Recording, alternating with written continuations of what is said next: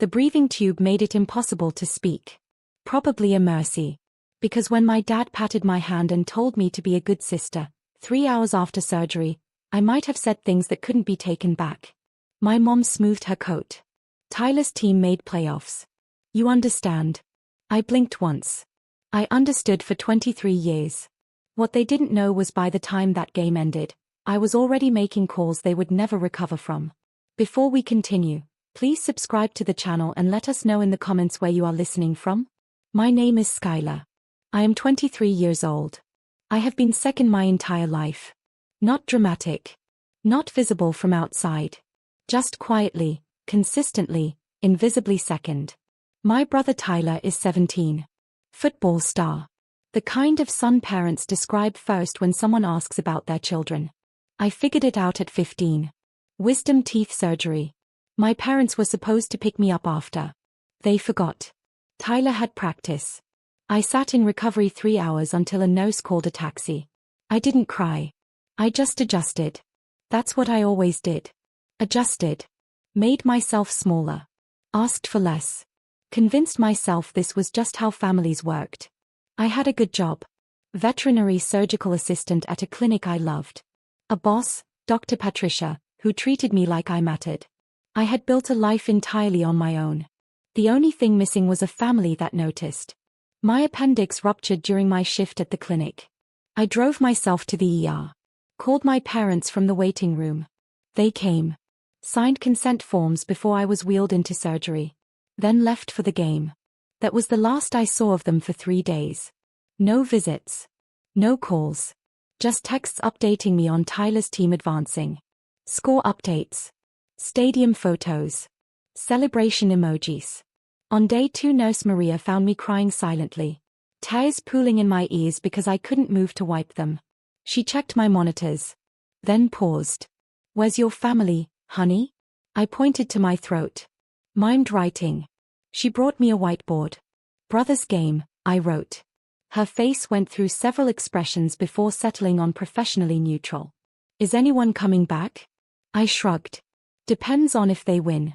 She didn't laugh. Instead she pulled up a chair. My shift ends in 6 hours.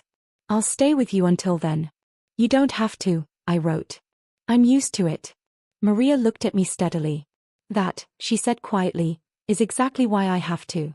I stared at the ceiling after she said that. And something in me quietly broke open. The breathing tube came out on day 2. My first words were raspy. Barely audible. But I knew exactly what I wanted to say. Maria. I need to make some calls. She didn't ask who. Didn't ask why. Just handed me my phone, pulled the curtain, and gave me privacy. The first call was to Dr. Patricia. Skyler. We've been worried sick. How are you? Alive. Listen. That position in Seattle. The clinic partnership. Is it still available? A pause. I thought you wanted to stay near family. Things change. Longer pause. Then, it's yours if you want it. But Skyler, you just had surgery. Which is exactly why I need somewhere that isn't here. Silence. Then, I'll make the calls. 2 weeks? 2 weeks. The second call was to my landlord.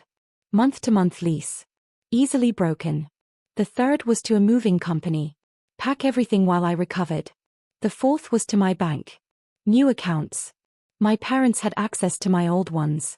Not anymore. 4 calls. 40 minutes.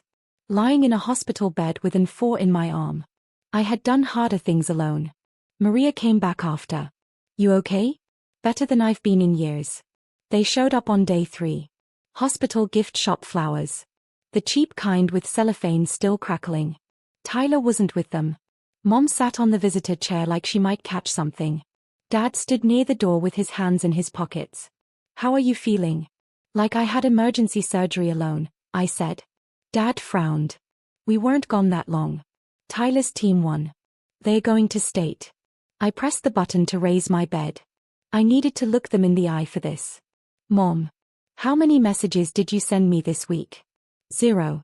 You sent 0 asking how I was. Want to know how many you sent Tyler's coach? 17. I know because you accidentally added me to the group chat. That's different. Dad. What's my job? He blinked. You work with animals. Doing what exactly? Silence. I'm a veterinary surgical assistant. I save lives every day. You have never once asked. The only time my job came up was when you asked if Tyler's dog could get free flea medication. You're being dramatic, Mom said. I could have died. No tears. No shaking. My appendix ruptured. I could have died alone while you were doing the wave in the stands. You're fine now. Because of skilled surgeons. Not family. Then Mom's phone buzzed. She looked automatically. The way she always did. The way she always would. Oh. Tyler needs. She caught herself. Too late. I laughed. It hurt my incisions. I laughed anyway. Go. Whatever he needs. Go. I'm moving to Seattle. 2 weeks. I won't be sending my address. What about holidays? Last Christmas, Tyler's bowl game. Thanksgiving, his girlfriend's family. Easter, a tournament. When exactly would you notice I was gone? Neither of them answered. Because they both already knew. Tyler's text had been about protein powder. I know because Mom accidentally sent me the receipt meant for him. GNC. $43. They stopped on the way home from my hospital room to buy protein powder. I stared at that photo. Then put my phone face down. Discharge came 4 days later. Dr. Patricia flew out to drive me to Seattle. Car padded with pillows. She didn't ask many questions. Just handed me coffee and drove. Your family? She asked once. At Tyler's game. He made state. She nodded like that explained everything. Because it did. Maria found me before I left the ward. She hugged me without saying anything. Just held on. Then pulled back and looked at me. You're going to be okay, Skyler. I know, I said. For the first time I actually meant it. She walked me to the elevator. Pressed the button. Waited until the doors opened. As I stepped in I turned back once. Thank you. For staying. She smiled. Where else would I have been? Seattle was everything I didn't know I needed. Small apartment near the clinic. Colleagues who asked about my day and waited. Nobody knew about Tyler. They just knew Skyler. Surgical assistant who never missed a shift. 1 year later my colleagues threw me a party. 20 people.